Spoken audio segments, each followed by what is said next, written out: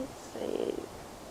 My husband's been ranching for 30 years plus, closer to probably 35, 40. He's this first generation. We've been together, probably 12 years. I grew up in a feedlot with, about 500 head of mother cows, and I was the boy my dad never had. My husband and I come together, and he knows the old pedigree, and I know what we like. So he looks at the book, and I look at the cows. It's pretty much just us, my husband and I. We do everything from cut hay all summer to fix fence, build corrals, doctor cattle, feed, fix, whatever it takes. Well, my husband always wanted to be in the Angus business and, the cattle business and own a ranch his whole life. He grew up in a grocery store, and I don't know, I was 3 when I was first brought to livestock and seen a baby calf born, and it kind of gets between your toes and in your soul, and it's just who you are, and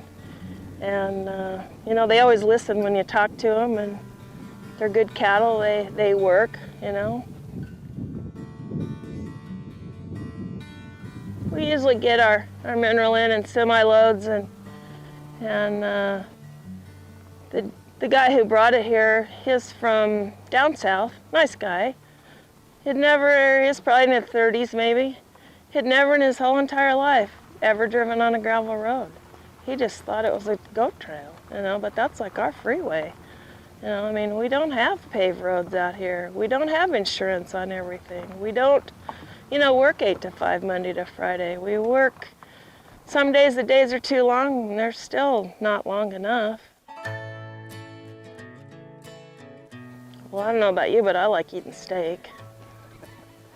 So that's pretty important, and those cows don't really just show up at the grocery store on that, on that slab. It takes a lot to get them there. You gotta breed for it, you gotta raise them, you gotta keep them alive and healthy, you gotta, feed them and nourish them. Then you gotta sell them, so you can keep going, and there's a lot in between. As far as Jim and I in 5 or 10 years, probably still here on the ranch.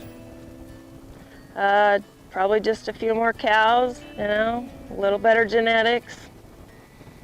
Probably the only thing is having our grandkids come and visit a little more, riding in the tractor with Grandpa, he loves that. Out fixing fence, walking through the cows, letting them, see what life is about from birth.